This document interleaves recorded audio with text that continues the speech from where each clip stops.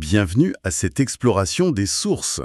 Aujourd'hui, on plonge dans l'univers d'un projet assez unique, le jeu vidéo de stratégie en temps réel 0AD. Mhm. On a sous les yeux des extraits de Wikipédia, des annonces du site officiel, un aperçu des forums, bref, pas mal de matière. Oui, L'objectif, c'est de comprendre ce qui fait la spécificité de ce jeu, son développement, disons, atypique, hein. Et puis ses évolutions récentes, le rôle de sa communauté, c'est un jeu gratuit, open source, qui nous emmène dans l'Antiquité. Alors, on y va? oui, c'est un cas d'étude vraiment fascinant. Un projet au très long cours, porté entièrement par des bénévoles et qui essaye de marier stratégie historique pointue et développement open source. D'accord. Et ça se concentre sur une période précise, 500 avant Jésus à 1 avant Jésus, avec même une ambition d'aller jusqu'à 500 après. Alors, pour commencer, histoire de bien poser les bases, 0AD, c'est un STR, un jeu de stratégie en temps réel, donc on retrouve les mécaniques qu'on connaît. Construire sa base, gérer l'économie, former une armée, combattre. Oui, les fondamentaux du genre sont là. Mais ce qui ressort tout de suite des sources, c'est l'accent mis sur la dimension historique. Ce n'est pas juste un décor, on est d'accord? Ah non, pas du tout. C'est même une priorité revendiquée, et ça depuis le début. La fidélité historique, c'est vraiment leur cheval de bataille. Et ça se traduit comment concrètement dans le jeu? De plusieurs façons. Par exemple, un truc assez marquant, les noms des unités, des bâtiments, ils sont affichés dans la langue d'origine de la civilisation. Ah oui, genre en grec ancien, en latin? Exactement. Bon, évidemment, c'est traduit pour le joueur, hein, mais ça participe à l'immersion. Et puis, il y a un gros travail sur l'exactitude visuelle, les armures, les armes, l'architecture. D'accord. C'est un choix fort.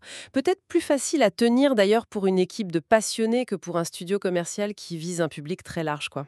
C'est intéressant ça. Et cette approche historique, elle influence aussi la progression dans le jeu? J'ai lu quelque part qu'il y avait des phases. Oui, tout à fait. La progression se fait en 3 phases. Village, ville et puis cité. Et ce n'est pas juste pour dire, hein, ces phases essayent de coller à l'évolution historique des colonies. D'accord. Et du coup, ça débloque de nouvelles unités, des bâtiments, des technologies de manière assez logique. Chaque civilisation, et il y en a pas mal de l'Antiquité, a ses spécificités, ses points forts, ses faiblesses, que ce soit sur Terre ou sur mer, toujours dans cette optique historique. Parlons un peu du développement, parce que l'histoire de 0AD est particulière, on peut le dire. C'est long, c'est sinueux, ça n'a pas commencé comme un jeu indépendant, si? Non, pas du tout. L'aventure a démarré en 2001, c'est loin. À l'origine, 0AD, c'était un projet de mode. Un mode. Oui, une modification complète pour un monstre sacré du STR, Age of Empires 2. Ah oui, d'accord. Mais l'équipe de départ, qui s'est appelée Wildfire Games, ils se sont vite sentis à l'étroit. Le moteur d'Age of Empires 2 limitait leur créativité, leur vision. Et la décision radicale. On laisse tomber le modon et on crée tout de A à Z. Moteur compris. C'est un pari énorme ça pour des bénévoles. Un pari colossal, oui. Ils se sont lancés dans la création de leur propre moteur 3D qu'ils ont appelé Pyrogenesis. Pyrogénésis. Voilà. Et c'est vraiment ça qui explique en grande partie cette durée de développement exceptionnelle. On part de plus de 20 ans de travail continu. C'est rare dans le jeu vidéo et encore plus dans l'open source. Et le gros tournant, ça semble être le passage en open source en 2009. Qu'est-ce que ça a changé concrètement? Ah, ça, c'était une étape clé. Wildfire Games a libéré le code source de Pyrogenesis sous licence GNU-GPL, version 2 ou plus récente, et toutes les ressources graphiques, musicales, etc. sous licence Creative Commons CC BY-SA. Ce qui veut dire... Que 0AD est devenu complètement libre et gratuit. N'importe qui peut le télécharger, le modifier, le partager. Et même regarder le code pour l'améliorer ou s'en inspirer. Gratuit, mais vraiment gratuit. Le site officiel insiste beaucoup là-dessus, j'ai remarqué. Pas de piège, pas de modèle freemium caché? C'est une des affirmations fortes du projet, oui. Pas de freemium, pas d'achat dans le jeu, pas de pub. Le développement repose à 100% sur le bénévolat. C'est Wildfire Games, ce collectif international, qui coordonne tout ça. Mhm. Les sources parlent de plus de 100 contributeurs au fil des années. Et pour la partie un peu plus administrative, les dons, le juridique, c'est surtout une organisation à but non lucratif, Software in the Public Interest, qui gère. Pourtant, on voit une trace d'une tentative de financement participatif en 2013. Ça n'a pas marché comme espéré, hein. Alors oui, ils ont lancé une campagne sur Indiegogo. L'objectif était ambitieux, 160 000 $, surtout pour essayer de payer un développeur à plein temps. Ah oui, pour structurer un peu. Voilà. Ils ont récolté un peu plus de 33 000 $. C'était utile, bien sûr, mais ça montre bien la difficulté de financer de gros projets open source comme ça par le crowdfunding, même avec des fans.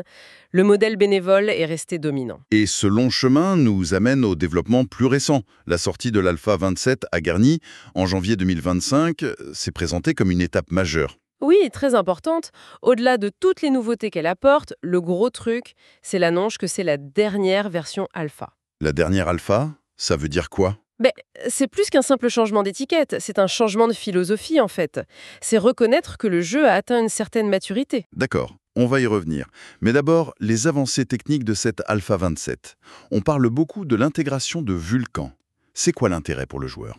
Alors, Vulkan, c'est une API graphique, disons moderne. Elle est faite pour mieux utiliser les processeurs multicore et les cartes graphiques d'aujourd'hui. Concrètement, ça devrait améliorer les performances, la fluidité, la stabilité du jeu. Surtout quand il y a beaucoup d'unités à l'écran, ce qui est fréquent en STR. Donc, moins de ralentissement dans les grosses batailles. C'est l'idée, oui. Et ça ouvre aussi la porte à des technologies comme le FSR d'AMD. Ça permet d'ajuster l'équilibre entre qualité graphique et fluidité. C'est pratique si on n'a pas une machine de guerre. On parle aussi de GPU skinning. Encore un terme technique. Ça rapporte quoi? Le GPU skinning, en gros, ça décharge le processeur principal. L'animation des personnages 3D, qui demandait pas mal de calculs au processeur, le CPU, est maintenant en partie gérée par la carte graphique, le GPU. Et le résultat? Bah, potentiellement, plus d'images par seconde. Surtout quand il y a beaucoup d'unités animées, comme des légions entières, des éléphants, ça libère le CPU pour autre chose. Donc, un gain de performance est espéré. Ok, donc un gros effort sur la technique et la performance. Il y a eu d'autres ajouts importants dans cette Alpha 27, sans tout lister bien sûr. Oui, on peut noter des choses assez attendues par les joueurs, la possibilité enfin de sauvegarder et reprendre les parties multijoueurs. Ah oui, ça c'est crucial. Très demandé, oui. Il y a aussi une page trucs et astuces intégrée pour aider les débutants, une refonte assez importante du jeu naval, des outils améliorés pour ceux qui aiment regarder les parties, et puis bien sûr de nouvelles cartes, des améliorations graphiques un peu partout. Les sources montrent même une comparaison avant-après sur 15 ans, c'est assez parlant. Et donc, revenons-y. Cette décision d'arrêter l'étiquette alpha. Pourquoi maintenant, après toutes ces années? L'équipe explique que, même s'il manque encore des fonctionnalités qu'ils avaient imaginées au tout début, le jeu est aujourd'hui très stable, très jouable. Souvent plus que des jeux commerciaux en accès anticipé, en early access. Hmm.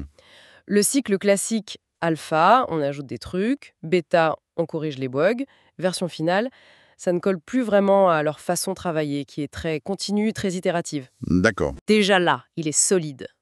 Et dans cette logique, on voit arriver un premier patch, l'Alpha 27.1, peu de temps après. C'est une nouvelle manière de faire les mises à jour. C'est exactement ça. C'est leur premier patch release. L'idée, c'est de pouvoir corriger vite les bugs importants ou les problèmes de performance qui apparaissent après une grosse sortie. Sans attendre la prochaine grosse version. Voilà, sans attendre la release 28. Ils ont eu des soucis avec du vieux matériel, Windows 7, des choses liées à Vulkan ou au GPU skinning. Ce patch permet de réagir vite et surtout, il reste compatible en multijoueur avec la version 27. Ah, ça c'est important pour pas fragmenter la communauté. Tout à fait.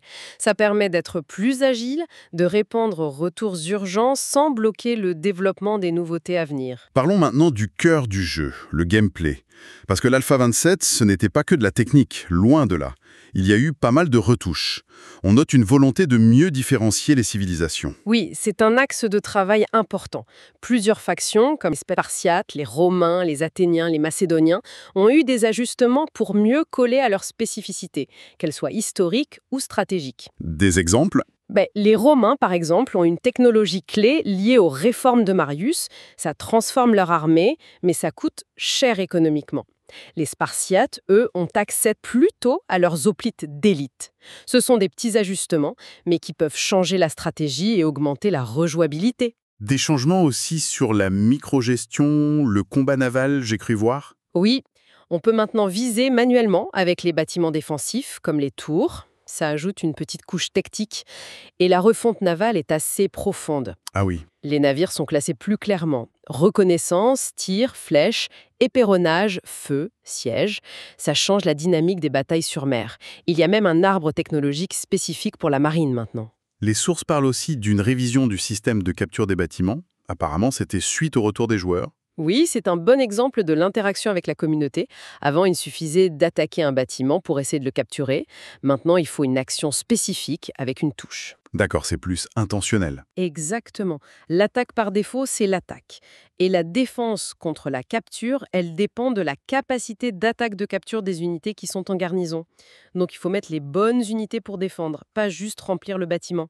C'est plus actif, plus stratégique. Et du côté des unités elles-mêmes, du neuf? Des refontes? Oui, pas mal de choses. Les éléphants, par exemple, ont été repensés. Ce sont de vraies unités de choc, efficaces contre l'infanterie et la cavalerie grâce à des dégâts de zone. Ah, les fameux éléphants de guerre. Voilà. Et puis, il y a de nouvelles variantes d'unités champions, les unités d'élite de fin de partie, des chars plus costauds, de la cavalerie très lourde de type cataphracte, super blindée mais lente, ou des épéistes qui font aussi des dégâts de zone. L'idée, c'est de diversifier les armées en fin de jeu. Forcément, tous ces ajouts, toutes ces refontes, ça demande un gros travail d'équilibrage derrière pour que tout tienne debout. Quelles sont les grandes lignes de cet équilibrage dans l'Alpha 27? Il y a eu un gros focus sur l'équilibre entre la mêlée et le combat à distance. En gros, les unités de mêlée font plus mal, mais sont un peu moins résistantes, alors que les unités à distance font un peu moins mal. L'objectif, c'est de rendre la mêlée plus décisive. Moins simple échange de tirs où on attend que l'autre tombe. Un peu ça, oui. Rendre le contact plus impactant. Il y a aussi des ajustements sur l'expansion. C'est moins cher de construire de nouveaux centres-villes, mais le territoire s'agrandit plus lentement à chaque phase. Ça change un peu la stratégie d'expansion. Hmm. Et puis des renforcements pour les murs, des changements sur les engins de siège, les catapultes font des dégâts de zone, les béliers sont plus rapides si on met des unités dedans, mais plus fragiles au tir. C'est un travail constant d'ajustement, basé sur les tests, les retours. Ces retours, justement, ça nous ramène à la communauté. Les sources insistent énormément là-dessus. C'est vraiment le cœur du réacteur, non? Ah oui, c'est absolument vital. Pour un projet open source comme 0AD, la communauté, ce n'est pas juste des joueurs, c'est une partie intégrante du développement, de la vie du projet. Et ça se voit où? Les forums, Les forums officiels, oui, ils ont l'air très actifs. il y a des sections pour tout, les discussions générales, l'aide technique, le partage de parties enregistrées, les replays pour analyse, les captures d'écran. Mais ça va plus loin que juste discuter du jeu, j'imagine. Il y a de la contribution directe? Carrément. Les forums ont des espaces dédiés au développement artistique, à la création de modes. Les modes, oui, ces modifications du jeu. Exactement. Ça peut être des petits ajustements ou des refontes complètes. Le mode Delenda Est est souvent cité, par exemple. Il y a aussi des sections pour créer des scénarios, des cartes, et surtout, il y a un appel permanent à de nouveaux contributeurs. Dans quel domaine? Il faut être développeur? Pas seulement, loin de là. Ils cherchent bien sûr des programmeurs en C++, JavaScript, Python, des artistes 2D et 3D, des gens pour le son, mais aussi pour le montage vidéo, l'animation des réseaux sociaux, le web design, la traduction, ils utilisent une plateforme Transifex et bien sûr des testeurs. L'assurance qualité, c'est crucial. C'est donc cette communauté très large qui fait vraiment tourner la machine? C'est le moteur et le carburant, oui. Et cette vitalité, on la voit aussi par leur présence à des événements comme le FOSDEM, une grande conférence européenne sur le logiciel libre. La transparence est aussi importante, avec des forums dédiés à la gouvernance du projet. Et ça paye. Le jeu a eu une certaine reconnaissance? Oui, il a eu quelques distinctions. Une deuxième place dans un vote de joueurs sur IndieDB en 2012, élu jeu open source de l'année en 2013 par linuxquestions.org. Ce sont des signes de reconnaissance. Et on a une idée du nombre de joueurs, de l'intérêt que ça suscite? Les chiffres de téléchargement sont mentionnés quelque part? Oui, les sources parlent de plus de 1,3 million de téléchargements juste sur SourceForge entre 2010 et mi-2021. Bon, c'est un chiffre partiel, ça ne compte pas tout, mais ça montre quand même un intérêt réel et qui dure. Il y a même des bandes originales officielles qui sont sorties avec un deuxième album en préparation. Ça montre l'investissement bénévole, même dans les détails. Quel parcours quand même, hein. Bon, si on essaye de résumer tout ça, Zero AD, c'est un jeu de stratégie historique en temps réel, gratuit, open source. C'est le résultat d'un développement marathon sur plus de 20 ans, porté par une communauté de bénévoles du monde entier. C'est ça. Il se distingue par son souci de fidélité historique et son modèle de développement ouvert.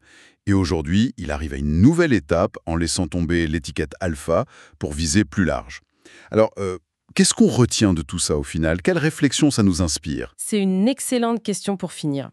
Au-delà du jeu lui-même, qui est déjà une sacrée performance vu les conditions, l'histoire et le fonctionnement de Zero AD posent des questions intéressantes, je trouve. Par exemple, Par exemple, qu'est-ce que la persévérance et la réussite même relative d'un projet créatif bénévole aussi énorme nous apprend? Sur le potentiel, mais aussi les limites de ce modèle collaboratif aujourd'hui à l'ère numérique. Intéressant. Ou alors, plus proche du thème du jeu, est-ce que simuler en détail, même si ça reste un jeu, les économies, les guerres, les sociétés antiques, est-ce que ça peut nous offrir des perspectives, des façons de penser qui dépassent le simple plaisir du jeu de stratégie? C'est une piste de réflexion, je crois.